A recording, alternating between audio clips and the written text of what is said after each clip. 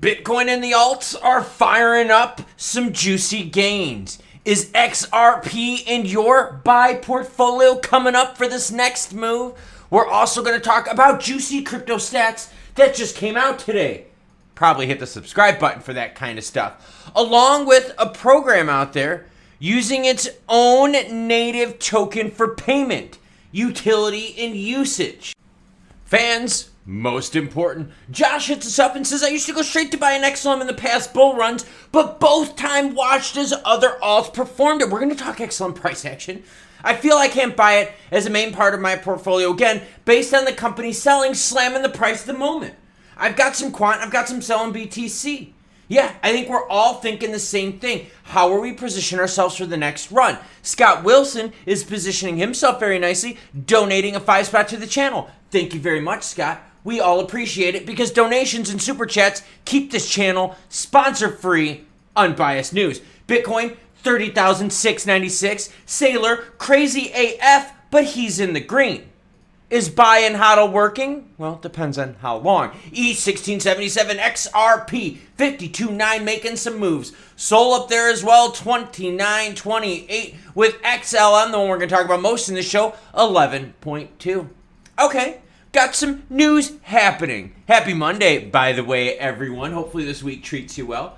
But the news this week is we, yes, are going to be talking about Speaker of the House. Now, if you want to get caught up with the latest Speaker of the House action, I will have all of this linked so you can follow it yourself. But check it out. At 5:03 p.m., the House adjourned. When is their next meeting? October 24th at 11 a.m. Should we live stream that juicy goodness? Why? Because we got a few pro-crypto people looking to be Speaker of the House. That would help us out, wouldn't it?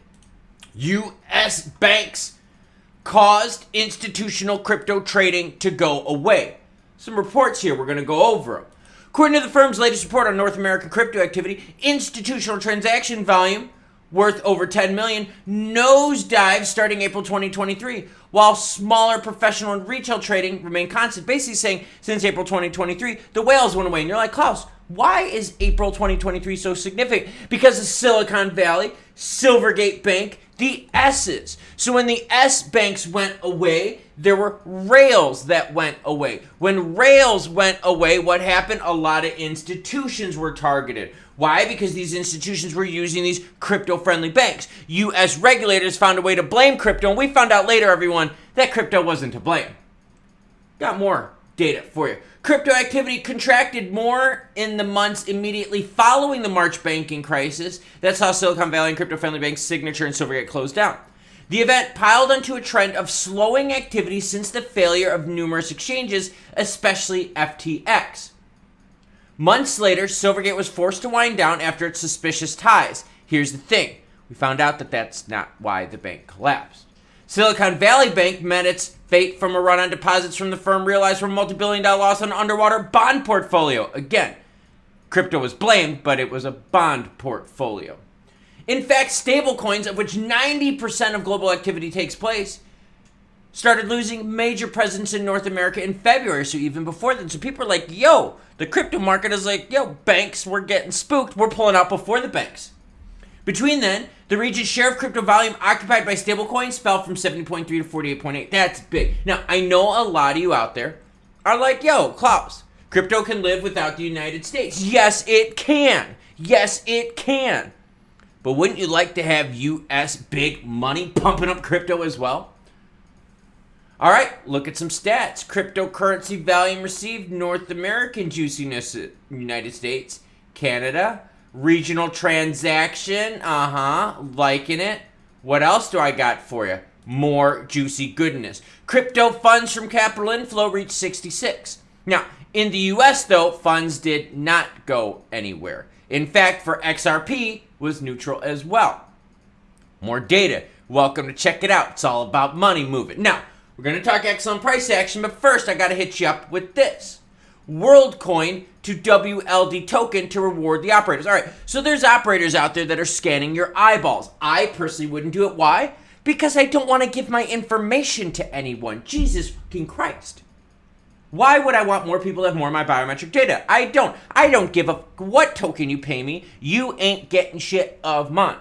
Now, here's the deal. I like this, not this, but I like what they're doing. Payment-wise, why?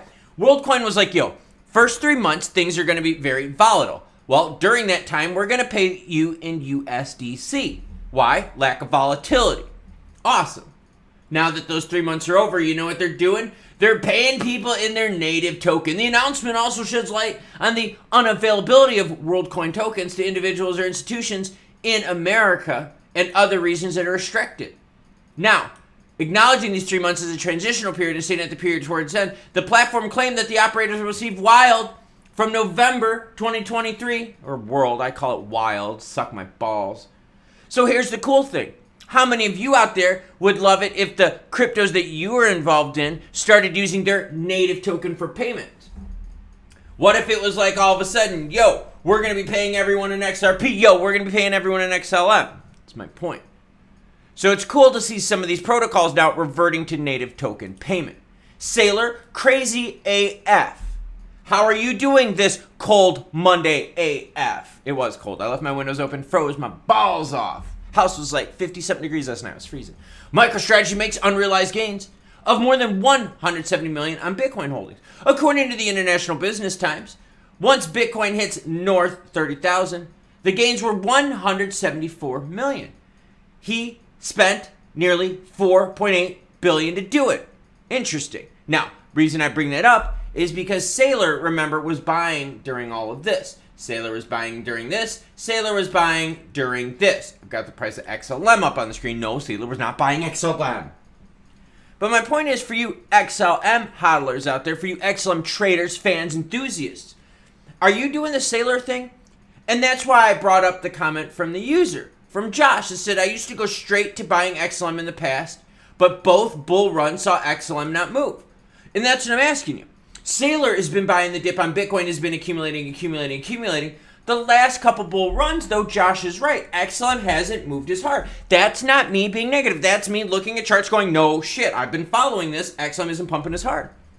So are you going to keep on the Sailor strategy, MicroStrategy, see what I did there, and keep buying, hodling, until you DCA into the green? Now, some of you out there, though, had some really big DCA times in these, north 30-cent marks. It's going to take you some time to get back down. But what's the strategy?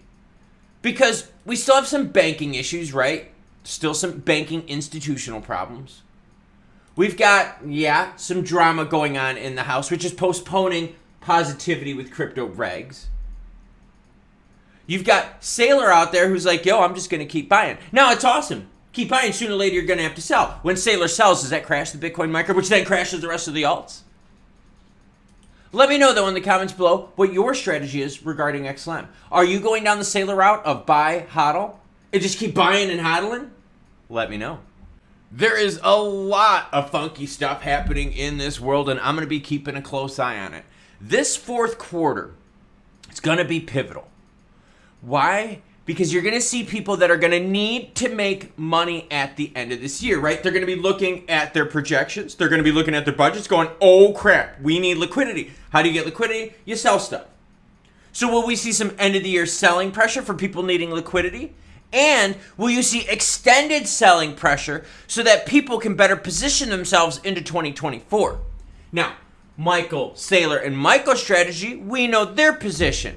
Crazy AF, but he's in the green right now, to the tune of over $150 million in profits. But see, he's been buying for a while, and he's been buying all the dips and the tips. XLM holders out there have seen XLM the past several bull runs not move as much. Third time's a charm? It's possible. But the idea is that there's things changing, and I talked about it in a video yesterday. That's why I'm excited. I'm starting to see the change. I'm starting to see some patterns evolve in global economics. The Rona time, the pandemic, really things up. Reverberations all over the market. Take a stone, really big stone. You just take it and you just chuck that in the middle of the pond, and you see all these weird ripples and stuff. Then just take a bunch more stones and just chuck them in there too. And it just makes a big mess. It's what the economy looked like, lack of predictability. That's why you see people going from one sector to the next. Yes, people are buying and hodling, but right now the big play is traders moving money from one thing to the other, swinging, playing momentums, playing the moves. So what are you doing last quarter of 2024? I'll leave that in there because I mess up too. So what are you doing last quarter of 2023? Are you repositioning? Are you going to play the XLM pump in 2024? Are you like, yo, last two haven't been pumps, I'm getting the fuck out of here? Let me know. What am I doing today? Well, it's Monday, so it's a recovery day. Because I had to run a half marathon over the weekend. You cool cats, though. Have a great rest of your day, and I'll see you later.